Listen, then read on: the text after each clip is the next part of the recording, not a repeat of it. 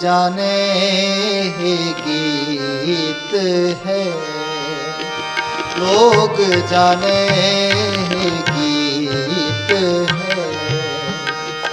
ये तो ब्रह्म विचार, ये तो ब्रह्म विचार, लोग जाने हे गीत है, लोग जाने हे गीत है, लोग जाने हे गीत है। गुरु जी का खालसा, वाहिगुरु जी की फतेह। अंग है 432। बाणी आरंभ ਕਰਨ ਲੱਗੇ ਆ ਗੁਰੂ ਨਾਨਕ ਪਾਤਸ਼ਾਹ ਦੀ ਆਸਾ ਰਾਗ ਦੇ ਵਿੱਚ ਪੱਟੀ ਲਿਖੀ। ਇਹ ਜਿਹੜੀ ਪੱਟੀ ਲਿਖੀ ਸ਼ਬਦ ਹੈ, ਪੱਟੀ ਅੱਗੇ ਪਹਿਲਾਂ ਬੱਚੇ ਜਦੋਂ ਸਕੂਲ ਜਾਂਦੇ ਤਾਂ ਤਖਤੀ ਲੈ ਕੇ ਜਾਂਦੇ, ਉਹਨਾਂ ਨੂੰ ਟੀਚਰ, ਉਹਨਾਂ ਦੇ ਅਧਿਆਪਕ ਉਹ ਪੱਟੀ ਉੱਤੇ, ਉਸ ਪੱਟੀ ਉੱਤੇ ਕੱਚਾ ਲਿਖ ਕੇ ਦਿੰਦੇ ਤੇ ਉਹਨੂੰ ਬੱਚੇ ਆਪਣੇ ਘਰੋਂ ਕਰਕੇ ਲਿਆਉਂਦੇ ਜਾਂ ਉਹਦੇ ਸਾਹਮਣੇ ਕਰਦੇ। ਹੌਲੀ ਹੌਲੀ ਅਭਿਆਸ ਬਣਦਾ। ਉਹ 35 ਊੜਾ ਐੜਾ ਈੜੀ ਸੱਸਾ ਹਾਹਾ ਉਹ ਸਾਰਾ ਲਿਖਾਉਂਦੇ, ਕਿਉਂਕਿ ਆਪਾਂ ਵੀ ਕਰਦੇ ਰਹੇ। ਹੁਣ ਤੇ ਬੱਚੇ ਖੈਰ ਨਹੀਂ ਕਰਦੇ। ਪਹਿਲਾਂ ਇਹ ਫੱਟੀਆਂ ਲਿਖੀਆਂ ਜਾਂਦੀਆਂ, ਲਿਖ ਕੇ ਬਾਅਦ ਫਿਰ ਪੋਚੀਆਂ ਜਾਂਦੀਆਂ, ਫਿਰ ਦੁਬਾਰਾ ਲਿਖੀਆਂ ਜਾਂਦੀਆਂ। ਇਸ ਤਰ੍ਹਾਂ ਇਹ 7 ਸਾਲ ਦੀ ਉਮਰ 'ਚ ਗੁਰੂ ਨਾਨਕ ਪਾਤਸ਼ਾਹ ਨੂੰ ਜਦੋਂ ਪਾਧੇ ਕੋਲ ਭੇਜਿਆ ਪੱਟੀ ਲਿਖਣ ਵਾਸਤੇ, ਪੜ੍ਹਨ ਵਾਸਤੇ, ਜਦੋਂ ਪਾਧੇ ਨੇ ਪੱਟੀ ਲਿਖੀ ਤਾਂ ਗੁਰੂ ਨਾਨਕ ਪਾਤਸ਼ਾਹ ਨੇ ਪਹਿਲਾ ਸਵਾਲ ਕੀਤਾ ਪਾਧੇ ਨੂੰ ਕਿ ਪਾਧਾ ਜੀ, ਇਹ ਊੜੇ ਦਾ ਕੀ ਅੱਖਰ ਹੈ, ਇਹਦਾ ਕੀ ਅਰਥ ਹੈ, ਊੜੇ ਦਾ, ਐੜੇ ਦਾ ਕੀ ਮਤਲਬ ਹੈ, ਈੜੀ ਦਾ ਕੀ ਮਤਲਬ ਹੈ। ਤੇ ਪਾਧਾ ਹੈਰਾਨ ਹੋ ਗਿਆ ਕਿ ਸਾਡਾ ਕੰਮ ਤੇ ਨਹੀਂ ਹੈ ਬਸ ਦੱਸਣਾ ਕਿ ਇਹ ਊੜਾ, ਇਹ ਐੜਾ, ਈੜੀ, ਸਾਨੂੰ ਇਹਦਾ ਕੀ ਮਤਲਬ ਹੈ ਸਾਨੂੰ ਨਹੀਂ ਪਤਾ। ਉਦੋਂ ਇੱਕ 7 ਸਾਲ ਦੀ ਉਮਰ ਵਿੱਚ ਮਹਾਰਾਜ ਨੇ ਫਿਰ ਉਸ ਪਾਧੇ ਨੂੰ ਦੱਸਿਆ ਇਹ 35 ਅੱਖਰਾਂ ਦੇ ਅਰਥ, ਕਿ ਐਜੂਕੇਸ਼ਨ ਦੇ ਮੀਨਿੰਗ ਨੇ ਉਹ ਇਹ ਨੇ। ਮੇਰੇ ਹਿਸਾਬ ਨਾਲ ਜਿਤਨੀ ਕੁ ਮੇਰੀ ਅਕਲ ਕੰਮ ਕੀਤੀ, ਇਹ 35 ਪੱਟੀ ਲਿਖੀ ਜਿਹੜੀ ਸ਼ਬਦ ਹੈ ਗੁਰੂ ਨਾਨਕ ਪਾਤਸ਼ਾਹ ਦਾ, ਇਹ ਸਾਰੀਆਂ ਯੂਨੀਵਰਸਿਟੀਆਂ ਵਿੱਚ ਲਿਖੀ ਹੋਣੀ ਚਾਹੀਦੀ ਮੋਟੇ ਅੱਖਰਾਂ 'ਚ ਅਰਥਾਂ ਸਮੇਤ, ਤਾਂ ਕਿ ਉੱਥੇ ਬੱਚਿਆਂ ਨੂੰ ਪਤਾ ਲੱਗੇ ਕਿ ਜੋ ਅਸੀਂ ਪੜ੍ਹ ਰਹੇ ਹਾਂ ਉਹਦੇ ਮੀਨਿੰਗ ਕੀ ਨੇ, ਐਜੂਕੇਸ਼ਨ ਦੇ ਮੀਨਿੰਗ ਕੀ ਨੇ ਸਹੀ ਮਾਇਨੇ ਵਿੱਚ। ਵਿਦਿਆ ਵਿਚਾਰੀ ਤਾਂ ਪਰ ਉਪਕਾਰੀ, ਇਹਦੇ ਮਤਲਬ ਕੀ ਨਿਕਲਣਗੇ, ਅਸੀਂ ਕਿਉਂ ਪੜ੍ਹ ਰਹੇ ਹਾਂ, ਕਾਹਦੇ ਵਾਸਤੇ ਪੜ੍ਹ ਰਹੇ ਹਾਂ, ਪੜ੍ਹਨ ਆਏ ਹਾਂ ਤੇ ਕੀ ਕਰਨ ਆਏ ਹਾਂ। ਪੜ੍ਹ ਕੇ ਅਸੀਂ ਡਿਗਰੀਆਂ ਤੇ ਲੈ ਲਈਆਂ, ਜੇਕਰ ਲਿਆਕਤ ਨਾ ਆਈ, ਕਿਉਂਕਿ ਪੜ੍ਹਨ ਨਾਲ ਲਿਆਕਤ ਦਾ ਆਉਣਾ ਜ਼ਰੂਰੀ ਸੀ। ਜੇ ਅਸੀਂ ਉਹ ਚੀਜ਼ਾਂ ਨਹੀਂ ਸਿੱਖੀਆਂ, ਨਹੀਂ ਤੇ ਫਿਰ ਪੜ੍ਹ ਪੜ੍ਹ ਗੱਡੇ ਲੱਦੀਆਂ ਤੇ ਪੜ੍ਹ ਪੜ੍ਹ ਪੜ੍ਹੀਏ ਸਾਥ ਹੋ ਜਾਏਗਾ। ਇੱਥੇ ਫਿਰ ਮਹਾਰਾਜ ਨੇ ਪੱਟੀ ਪਾਧੇ ਨੂੰ ਸਮਝਾਉਂਦੇ ਨੇ ਤੇ ਆਰੰਭ ਕਰਨ ਲੱਗੇ ਨੇ। ਇੱਥੇ ਪੱਟੀ ਗੁਰੂ ਕਿਰਪਾ ਕਰੇ, ਗੁਰੂ ਬਖਸ਼ਿਸ਼ ਕਰੇ, ਇਹ ਦਾਤ ਆਪ ਨਾਮ ਦੇ ਕੇ ਆਪਣਾ ਬਖਸ਼ਿਸ਼ ਕਰਕੇ ਇਹਦੀ ਅਰਥ ਕਰਵਾ ਲਵੇ। ਔਖੇ ਨੇ ਇਹ ਬਹੁਤ ਜ਼ਿਆਦਾ। ਰਾਗ ਆਸਾ ਮਹੱਲਾ ਪਹਿਲਾ। ਪੱਟੀ ਲਿਖੀ। ਇੱਕ ਓੰਕਾਰ ਸਤਿਗੁਰ ਪ੍ਰਸਾਦ। ਸੱਸੈ ਸੋਏ ਸ੍ਰਿਸ਼ਟ ਜਿਨ ਸਾਜੀ, ਸਭਨਾ ਸਾਹਿਬ ਏਕ ਭਇਆ। ਹਾਂਜੀ। ਰਾਗ ਆਸਾ ਮਹੱਲਾ ਪਹਿਲਾ। ਰਾਗ ਆਸਾ ਮਹੱਲਾ ਪਹਿਲਾ। ਪੱਟੀ ਲਿਖੀ। ਪੱਟੀ ਲਿਖੀ। ਇੱਕ ਓੰਕਾਰ। ਇੱਕ ਓੰਕਾਰ। ਸਤਿਗੁਰ ਪ੍ਰਸਾਦ। ਸਤਿਗੁਰ ਪ੍ਰਸਾਦ। ਸੱਸੈ ਸੋਏ ਸ੍ਰਿਸ਼ਟ ਜਿਨ ਸਾਜੀ, ਸੱਸੈ ਸੋਏ ਸ੍ਰਿਸ਼ਟ ਜਿਨ ਸਾਜੀ। ਸਭਨਾ ਸਾਹਿਬ ਏਕ ਭਇਆ। ਸਭਨਾ ਸਾਹਿਬ ਏਕ ਭਇਆ। ਸੇਵਤ ਰਹੇ ਚਿਤ ਜਿਨ ਕਾ ਲਾਗਾ। ਸੇਵਤ ਰਹੇ ਚਿਤ ਜਿਨ ਕਾ ਲਾਗਾ। ਆਇਆ ਤਿਨ ਕਾ ਸਫਲ ਭਇਆ। ਆਇਆ ਤਿਨ ਕਾ ਸਫਲ ਭਇਆ। ਮਨ ਕਾਹੇ। ਸੱਸਾ ਸੋਏ ਸ੍ਰਿਸ਼ਟ ਜਿਨ ਸਾਜੀ, ਸਭਨਾ ਸਾਹਿਬ ਏਕ ਭਇਆ। ਸੇਵਤ ਰਹੇ ਚਿਤ ਜਿਨ ਕਾ ਲਾਗਾ। ਆਇਆ ਤਿਨ ਕਾ ਸਫਲ ਭਇਆ। ਹੁਣ ਮਹਾਰਾਜ ਆਰੰਭ ਕਰਦੇ ਨੇ ਰਾਗ ਆਸਾ। ਆਸਾ ਰਾਗ ਦੇ ਵਿੱਚ ਇਹ ਸ਼ਬਦ ਗੁਰੂ ਨਾਨਕ ਪਾਤਸ਼ਾਹ ਦਾ ਪੱਟੀ ਲਿਖੀ ਨਾਲ ਸਰਲੇਖ ਤੇ ਮਹਾਰਾਜ ਇਹਨਾਂ ਅੱਖਰਾਂ ਦੁਆਰਾ ਉਪਦੇਸ਼ ਦਿੰਦੇ ਨੇ ਕਰਮਵਾਰ ਅੱਖਰਾਂ ਨੂੰ ਲੈ ਕੇ ਇਕੱਲੇ ਇਕੱਲੇ ਅੱਖਰ ਦਾ ਕੀ ਅਰਥ ਹੈ, ਸਾਨੂੰ ਕੀ ਉਪਦੇਸ਼ ਦਿੰਦਾ ਇਹ ਅੱਖਰ। ਇੱਕ ਓੰਕਾਰ ਸਤਿਗੁਰ ਪ੍ਰਸਾਦ ਕਿ ਪ੍ਰਮਾਤਮਾ ਇੱਕ ਹੈ, ਇੱਕ ਰਸ ਹੈ, ਸਰਵ ਵਿਆਪਕ ਹੈ, ਗੁਰੂ ਦੀ ਕਿਰਪਾ ਨਾਲ ਉਹਦੀ ਬਖਸ਼ਿਸ਼ ਹੁੰਦੀ, ਉਹਦੀ ਪ੍ਰਾਪਤੀ ਹੁੰਦੀ। ਹੁਣ ਮਹਾਰਾਜ ਸੱਸੇ ਤੋਂ ਸ਼ੁਰੂ ਕਰਦੇ ਹੈ। ਸੱਸਾ ਸੋਏ ਸ੍ਰਿਸ਼ਟ ਜਿਨ ਸਾਜੀ ਸਭਨਾ ਸਾਹਿਬ ਏਕ ਭਇਆ। ਸੱਸਾ ਅੱਖਰ ਸਾਨੂੰ ਇਹ ਗੱਲ ਦੱਸਦਾ ਹੈ ਕਿ ਸਾਰੀ ਸ੍ਰਿਸ਼ਟੀ ਜਿਹਨੇ ਸਾਜੀ ਹੈ ਉਹ ਸਾਰਿਆਂ ਦਾ ਮਾਲਕ ਇੱਕੋ ਹੀ ਹੈ, ਚਾਹੇ ਉਹ ਹਿੰਦੂ ਹੈ, ਚਾਹੇ ਮੁਸਲਮਾਨ ਹੈ, ਚਾਹੇ ਈਸਾਈ ਹੈ, ਚਾਹੇ ਅਮਰੀਕਾ 'ਚ ਰਹਿਣ ਵਾਲਾ ਹੈ ਤੇ ਚਾਹੇ ਇੰਗਲੈਂਡ 'ਚ ਰਹਿਣ ਵਾਲਾ, ਚਾਹੇ ਇੰਡੀਆ 'ਚ ਰਹਿਣ ਵਾਲਾ ਤੇ ਚਾਹੇ ਪਾਕਿਸਤਾਨ 'ਚ ਰਹਿਣ ਵਾਲਾ ਹੈ। ਕਹਿੰਦੇ ਸਾਹਿਬ ਮਾਲਕ ਸਾਰਿਆਂ ਦਾ ਇੱਕੋ ਹੈ। ਸੇਵਤ ਰਹੇ ਚਿਤ ਜਿਨ ਕਾ ਲਾਗਾ ਆਇਆ ਤਿਨ ਕਾ ਸਫਲ ਭਇਆ। ਜਿਨ੍ਹਾਂ ਦਾ ਚਿੱਤ ਉਸ ਮਾਲਕ ਨਾਲ ਲੱਗ ਗਿਆ, ਉਸ ਪ੍ਰਭੂ ਨਾਲ, ਉਹ ਉਹਨੂੰ ਸਿਮਰਦੇ ਰਹਿੰਦੇ ਨੇ, ਹਮੇਸ਼ਾ ਹੀ ਚੇਤੇ ਕਰਦੇ ਰਹਿੰਦੇ ਨੇ। ਜਿਹੜੇ ਉਹਨੂੰ ਸਿਮਰਦੇ ਰਹਿੰਦੇ ਨੇ ਕਹਿੰਦੇ ਉਹਨਾਂ ਦਾ ਆਉਣਾ ਇਹ ਸੰਸਾਰ ਤੇ ਫਿਰ ਸਫਲ ਹੈ। ਇਹ ਸੱਸਾ ਅੱਖਰ ਉਹਨਾਂ ਲਈ ਸਫਲਤਾ ਬਖਸ਼ਦਾ ਹੈ।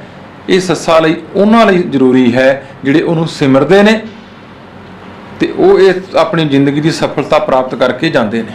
ਹਾਂਜੀ। ਮਨ ਕਾਹੇ ਚਿਤ ਕਾਹੇ ਭੁੱਲੇ ਮੂੜ ਮਨਾ। ਮਨ ਕਾਹੇ ਭੂਲੇ ਮੂੜ ਮਨਾ। ਜਬ ਲੇਖਾ ਦੇਵੈ ਬੀਰਾ ਤਉ ਪੜਿਆ। ਜਬ ਲੇਖਾ ਦੇਵੈ ਬੀਰਾ ਤਉ ਪੜਿਆ।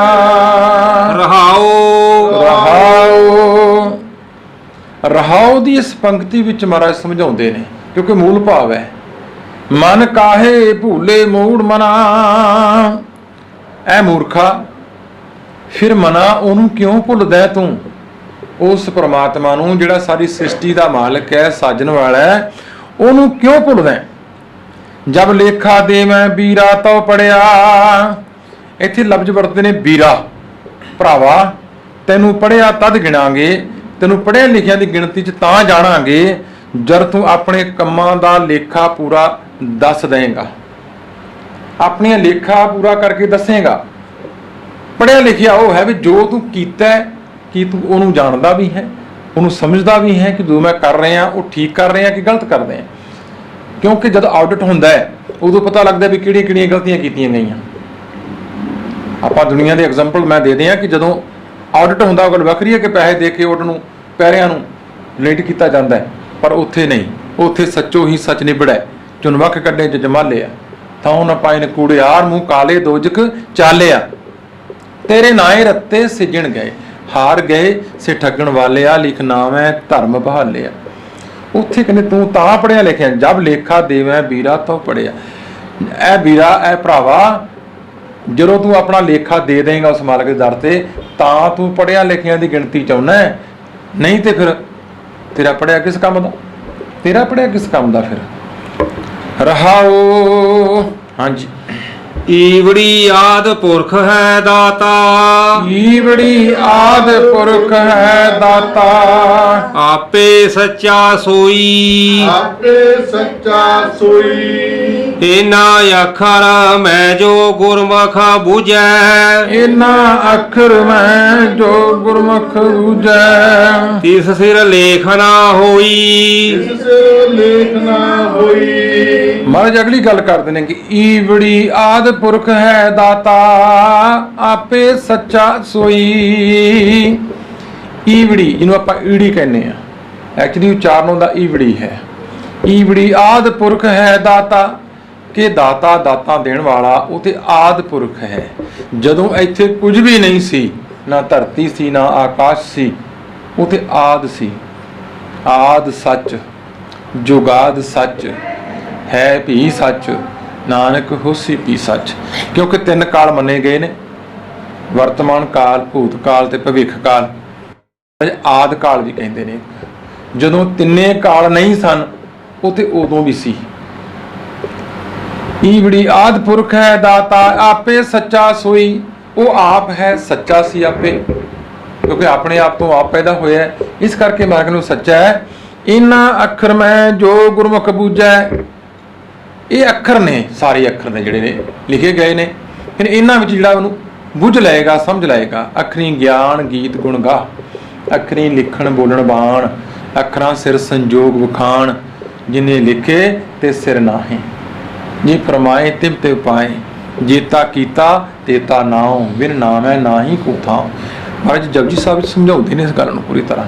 ਗੁਰੂ ਨਾਨਕ ਪਾਤਸ਼ਾਹ ਇੱਥੇ ਵੀ ਮਹਾਰਾਜ ਸਮਝਾਉਂਦੇ ਨੇ ਇਹ ਗੱਲ ਕਿ ਇਹਨਾਂ ਅੱਖਰਾਂ ਮੈਂ ਜੋ ਗੁਰਮੁਖ ਬੂਝੈ ਤੇ ਸਿਰ ਲੇਖ ਨਾ ਹੋਈ। ਇਹਨਾਂ ਅੱਖਰਾਂ ਵਿੱਚ ਜਿਹੜਾ ਬੁੱਝ ਲਏਗਾ ਉਹ ਲੇਖੇ ਤੋਂ ਬਾਹਰ ਹੋ ਜਾਏਗਾ। ਭਾਵ ਜਿਹਨੇ ਬੁੱਝ ਲਿਆ, ਸਮਝ ਲਿਆ, ਜਾਣ ਲਿਆ, ਉਸਨੂੰ ਬਾਣੀ ਨਾਲ ਪੜ੍ਹ ਕੇ ਵਿਚਾਰ ਕੇ ਉਹਨਾਂ ਦੇ ਫਿਰ ਇਹ ਲੇਖਾ ਸਿਰ ਤੇ ਨਹੀਂ ਰਹਿੰਦਾ। ਭਾਵ ਉਹ ਜਿਉਂਦੇ ਜੀ ਮੁਕਤ ਹੋ ਜਾਂਦੇ ਨੇ। ਹਾਂਜੀ। ਊੜੈ ਉਪਮਾ ਤਾ ਕੀ ਕੀਜੈ, ਊੜੈ ਉਪਮਾ ਤਾਂ ਕੀ ਕੀਜੈ, ਜਾ ਕਾ ਅੰਤ ਨਾ ਪਾਇਆ, ਜਾ ਕਾ ਅੰਤ ਨਾ ਪਾਇਆ। ਸੇਵਾ ਕਰੈ ਸੋਈ ਫਲ ਪਾਵੈ, ਸੇਵਾ ਕਰੈ ਸੇਈ ਫਲ ਪਾਵੈ। ਜਿਨੀ ਸੱਚ ਕਮਾਇਆ, ਸੱਚ ਕਮਾਇਆ। ਊੜੈ ਉਪਮਾ ਤਾਂ ਕੀ ਕੀਜੈ, ਜਾਂ ਕਾ ਅੰਤ ਨਾ ਪਾਇਆ। ਊੜਾ ਅੱਖਰ ਮੈਂ ਕਹਿੰਦਾ ਜੇ ਉਪਮਾ ਕਰਨੀ ਹੈ ਤਾਂ ਉਹਦੀ ਕਰ ਜਿਹਦਾ ਹੁਣ ਤੱਕ ਕੋਈ ਅੰਤ ਨਹੀਂ ਪਾ ਸਕਿਆ। ਦੁਨੀਆ ਦੀ ਉਪਮਾ ਨਾ ਕਰ, ਦੁਨੀਆ ਕੀਆਂ ਵਡਿਆਈਆਂ ਬਸੰਤਰ ਡਾਰ। ਕਿਉਂਕਿ ਦੁਨੀਆ ਦੇ ਲੋਕਾਂ ਦੀਆਂ ਜੇ ਅਸੀਂ ਬੁਰਾਈਆਂ ਕਰਦੇ ਹਾਂ, ਅੱਜ ਜਿਹਦੀ ਅਸੀਂ ਵਡਿਆਈਆਂ ਕਰਦੇ ਹਾਂ, ਕੱਲ ਨੂੰ ਦੀ ਨਿੰਦਿਆ ਕਰਨੀ ਪੈ ਸਕਦੀ ਹੈ। ਜਿਹਨੂੰ ਤੁਸੀਂ ਅੱਜ ਫੁੱਲਾਂ ਦੇ ਹਾਰ ਲਈ ਖਲੋਤੇ ਹੋ, ਕੱਲ ਨੂੰ ਹੋ ਸਕਦਾ ਹੈ ਵੱਟੇ ਚੁੱਕ ਕੇ ਖੜੇ ਹੋਵੋ। ਇਸ ਕਰਕੇ ਜਿਹਦਾ ਕੋਈ ਅੰਤ ਨਹੀਂ ਪਾ ਸਕਿਆ ਉਹ ਤੇ ਇੱਕੋ ਹੀ ਹੈ। ਮਾਰੇ ਕਹਿੰਦੇ ਉਪਮਾ ਕਰਨੀ ਹੈ ਤਾਂ ਉਹਦੀ ਕਰ। ਸੇਵਾ ਕਰੈ ਸੇਈ ਫਲ ਪਾਵੈ, ਜਿਨੀ ਸੱਚ ਕਮਾਇਆ। ਜਿਹੜੇ ਸੇਵਾ ਕਰਦੇ ਨੇ, ਸਿਮਰਨ ਕਰਦੇ ਨੇ, ਉਹ ਫਲ ਪਾ ਲੈਂਦੇ ਨੇ। ਜਿਨ੍ਹਾਂ ਨੇ ਸੱਚ ਨੂੰ ਕਮਾਇਆ ਹੈ, ਆਪਣੇ ਜੀਵਨ ਵਿੱਚ ਪ੍ਰੈਕਟੀਕਲੀ ਧਾਰਨ ਕੀਤਾ, ਜਿਨ੍ਹਾਂ ਨੇ ਸੱਚ ਦੀ ਕਮਾਈ ਕੀਤੀ ਹੈ, ਸੱਚ ਖਾਣਾ, ਸੱਚ ਪਹਿਨਣਾ, ਜਿਨ੍ਹਾਂ ਦਾ ਜੀਵਨ ਹੈ ਇਹ, ਜੋ ਸੱਚ ਹੱਕ ਸੱਚ ਦੀ ਕਮਾਈ ਨੂੰ ਖਾਂਦੇ ਨੇ ਤੇ ਸੱਚ ਪਹਿਨਦੇ ਨੇ, ਉਹਨਾਂ ਨੂੰ ਹੀ ਇਹ ਜੀਵਨ ਦੀ ਦਾਤ ਪ੍ਰਾਪਤ ਹੁੰਦੀ। ਉਹ ਹੀ ਉਸ ਨਾਮ ਨੂੰ ਪ੍ਰਾਪਤ ਕਰ ਸਕਦੇ ਨੇ। ਤੇ ਮਾਰੇ ਕਹਿੰਦੇ ਉਹ ਉਸ ਵਾਹਿਗੁਰੂ ਅਕਾਲ ਪੁਰਖ ਨੂੰ ਪ੍ਰਾਪਤ ਕਰ ਸਕਦੇ ਨੇ ਜਿਉਂਦੇ ਜੀ, ਜਿਹੜੇ ਸੱਚ ਨੂੰ ਸਿਮਰਦੇ ਨੇ ਤੇ ਸੱਚ ਨੂੰ ਕਮਾਉਂਦੇ ਨੇ। ਹਾਂਜੀ।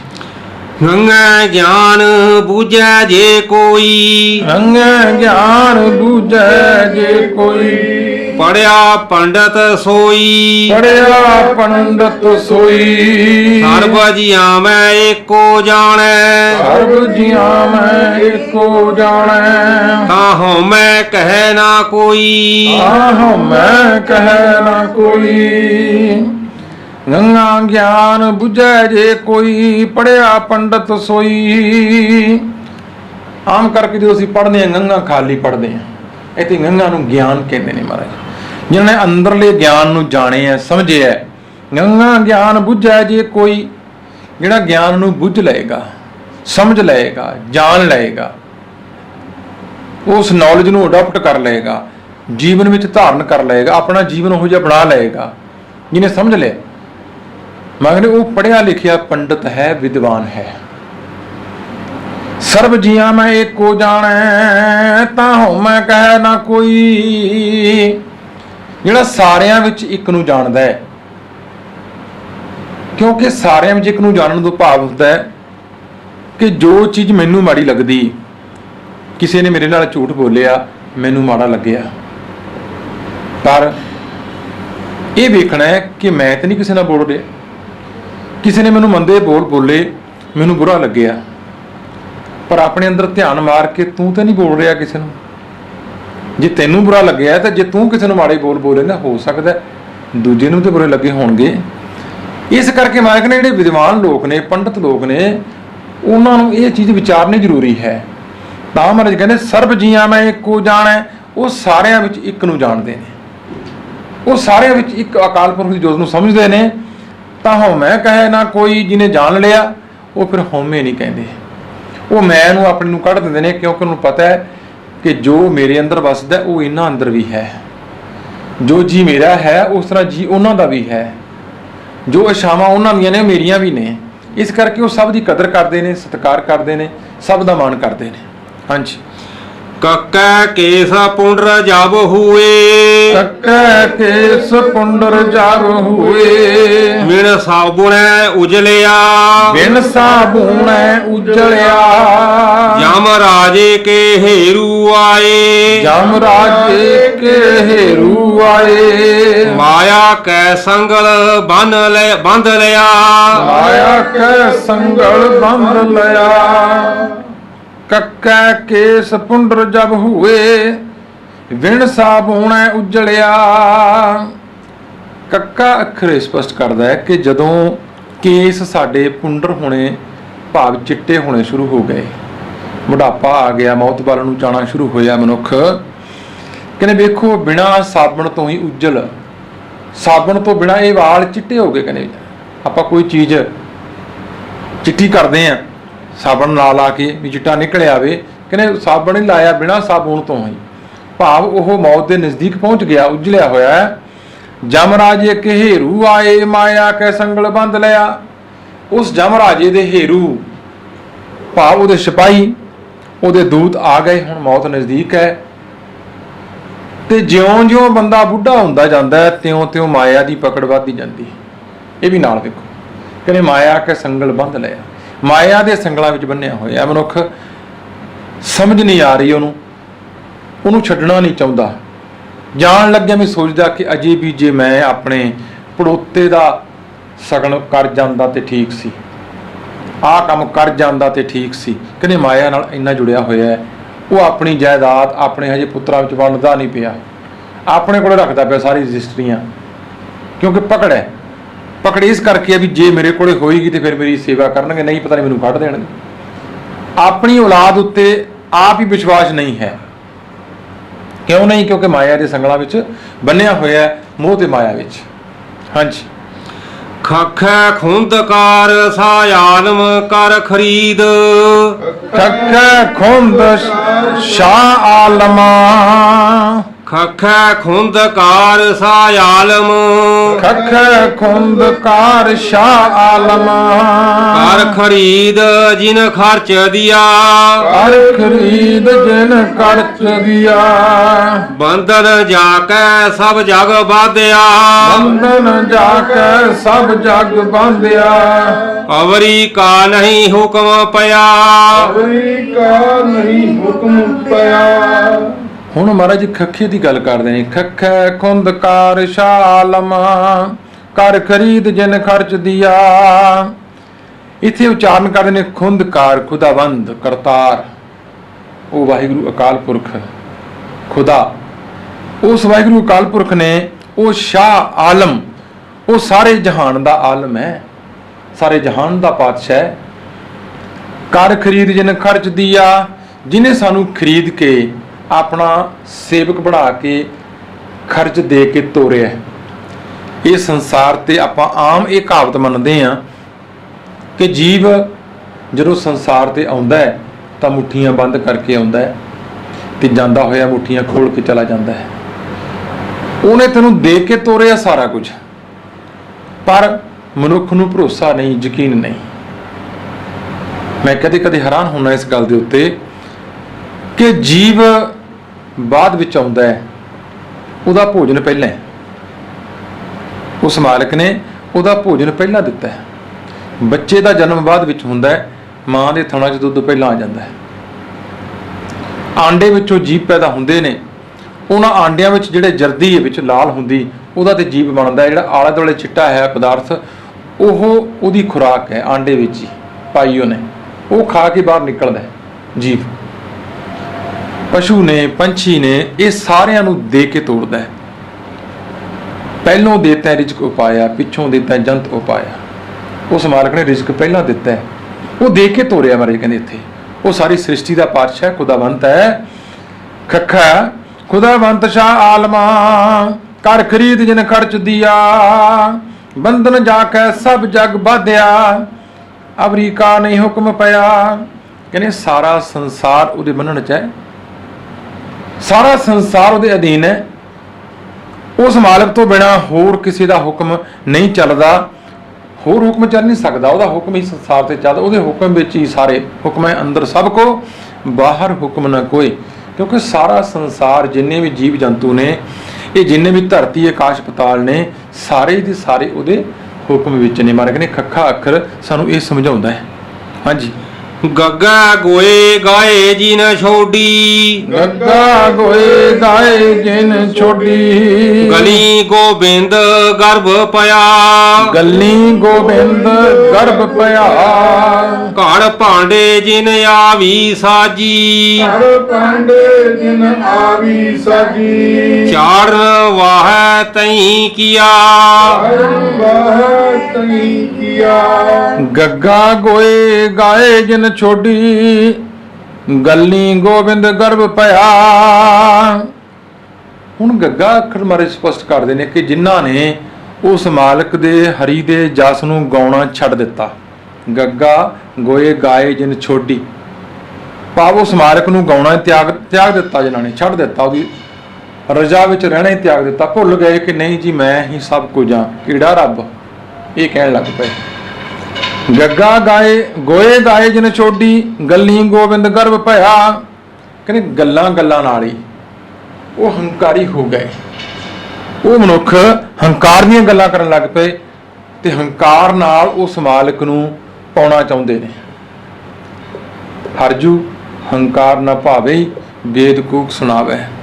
ਪਰ ਪ੍ਰਮਾਤਮਾ ਨੂੰ ਹੰਕਾਰ ਪਾਉਂਦਾ ਨਹੀਂ, ਇਹ ਭੁੱਲ ਬੈਠੇ। ਕਿਉਂਕਿ ਕੀ ਹੁੰਦਾ, ਅਸੀਂ ਧਾਰਮਿਕ ਖੇਤਰ ਵਿੱਚ ਵੇਖਦੇ ਹਾਂ ਕਿ ਮਨੁੱਖ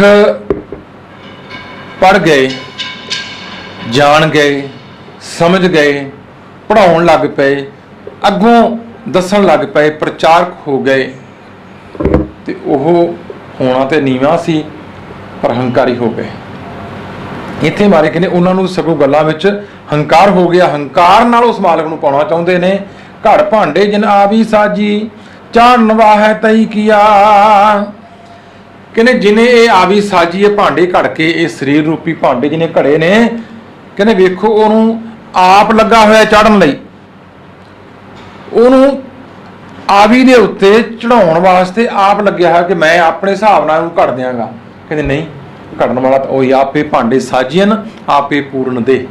ਇੱਕ ਨੇ ਦੁੱਧ ਸਮਾਈ ਹੈ, ਇੱਕ ਚੁੱਲ੍ਹੇ ਰਹਿਣ ਚੜੇ, ਇੱਕ ਨਿਹਾਲੀ ਪੈ ਸਵਣ, ਇੱਕ ਉੱਪਰ ਰਹਿਣ ਖੜੇ।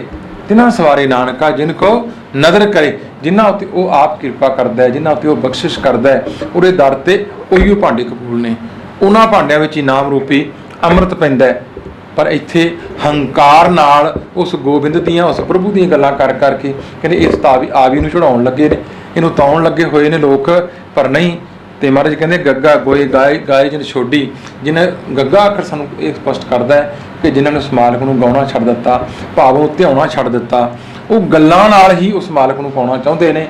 ਉਹਨਾਂ ਦੀ ਹਾਲਤ ਇਹ ਹੈ ਕਿ ਘੁਮਿਆਰ ਨੇ ਭਾਂਡੀ ਆਵੀ ਚੜਾਈ ਹੈ, ਪਰ ਉਹ ਆਪਣੀ ਮਰਜ਼ੀ ਨਾਲ, ਆਪਣੇ ਮਤਲਬ ਨਾਲ ਉਹਨੂੰ ਤਾਉਣਾ ਚਾਹੁੰਦੇ ਨੇ। ਕਹਿੰਦੇ ਨਹੀਂ, ਇਸ ਤਰ੍ਹਾਂ ਨਹੀਂ ਹੋ ਸਕਦਾ।